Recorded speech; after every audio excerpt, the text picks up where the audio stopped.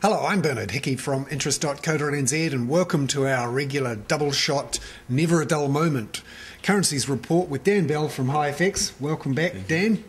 After a couple of weeks away, looking at, firstly, what the Reserve Bank has done with the official cash rate, which is nothing, but what it said about the currency. How did the markets react to Alan Bollard's comments this week?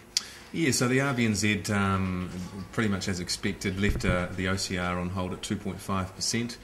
And his comments were mostly sort of neutral. He pointed to a bit of a pickup in the domestic economy, but at the same time, he did have something to say about the currency, and effectively he said the high currency is taking some of the inflation pressure out of the economy. He also indicated that if the currency was to continue to appreciate, that potentially there'd be room for a rate cut. So as much as he's saying that he doesn't really like the high currency at current levels, he wouldn't be prepared to do anything until it really got a lot higher from where it currently is, basically. So let's have a look then at what's happened to the New Zealand dollar in recent months, not just against the US dollar, but in a trade-weighted index basis, which is what the Reserve Bank would look at. Let's look at the TWI over the last few years, and you can see here that certainly in the last 6 months or so it really has gone up towards those peaks, up towards those record highs that we saw in middle of last year of up near 74. So he is worried. Interestingly though, in the period between him finalising the monetary policy statement and getting things going, we did see it come off a little bit at least, but it's still pretty high in trade-weighted index terms. Yeah, well, yeah, we came off slightly after the announcement yesterday, but that was following a broad risk aversion across global markets that night, the night before. Sorry, so the Kiwi-US exchange rate hit a low of 81 cents. It has been as high as 84.60 over the last week or so. So again, we've been very strong. A little mild dip. We're back up around 82.50 at the moment. So really back up to not far off those recent highs. So the market's pretty much ignored the Reserve Bank governor and said, right, we're going to go for it. Pretty much, yeah. I mean, at the end of the day, we are still trading with about an 80% correlation with the S&P 500, the key US equity index. So risk on, investors are, pumping more dollars into the New Zealand economy. Risk off, they're taking their money back to the US or the Japanese yen. Now, one of the things that the Reserve Bank governor did talk about was competitive easings, the idea that central banks elsewhere, particularly in the Northern Hemisphere, were printing money, and this was dragging their currencies down versus ours. And this week we heard from the Bank of England, the European Central Bank, Bank of Canada, about interest rates. What are they saying about that money printing, that business of competitive easing?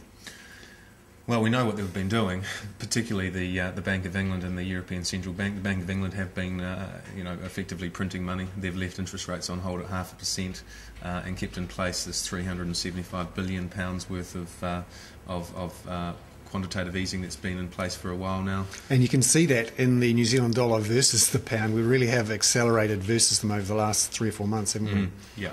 So not far off those post-float highs, which are up over 0.53, which we had last year. Looking at the relative fundamentals, it's clear that the New Zealand economy is outperforming the UK economy, but a big reason why these global currencies are so weak is, as you point out, their central banks have got these extremely low interest rates and these other policy measures which are effectively weakening their currency.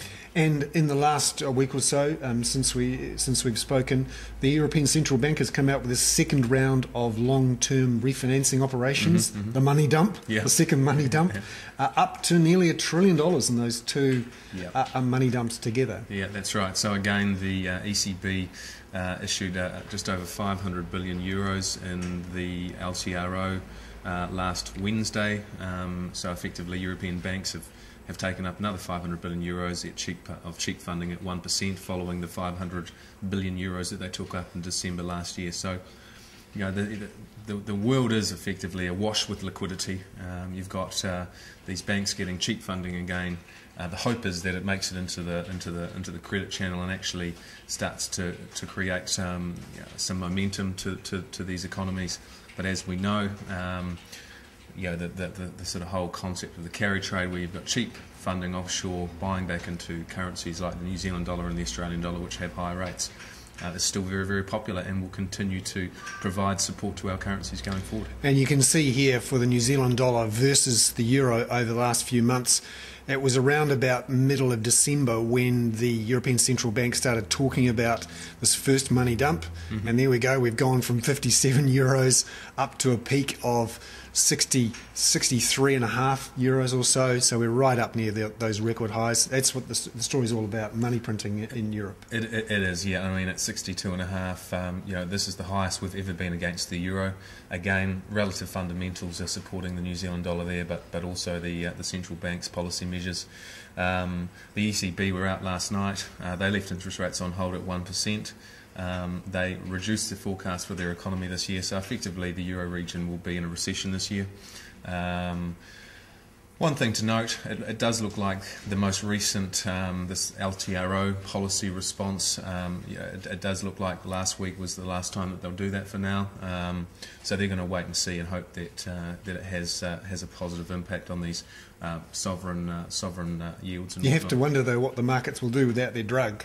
Well, exactly, yeah, and I mean we've seen it in the US over the last few years.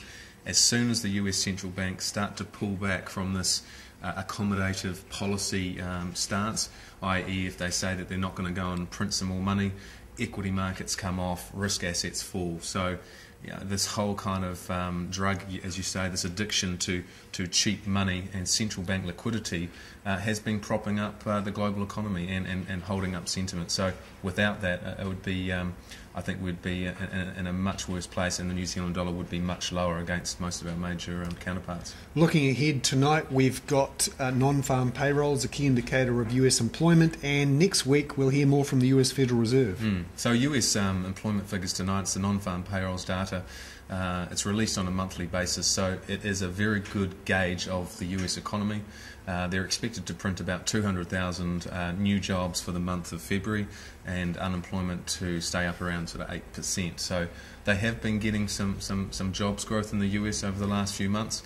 However, some skeptics point out that if you look at the long-term unemployed in the US, those are people that have actually stopped receiving the jobless claims or effectively the unemployment benefit, that there's a whole lot of people that have there is no work out there, so they've effectively become long-term unemployed. They're not actually captured in the official data. So if you actually look at the number of employed people as a percentage of the total population, that number is getting a little bit more focus. And in fact, the chairman of the Fed, Ben Bernanke, was talking last week and the week before about the ongoing concerns with US employment, and that sometimes these most watched data releases don't capture the underlying structural issues in these economies. And rumours out this week that the Fed might do another round of quantitative easing, but mop it up after they've pumped it into the market.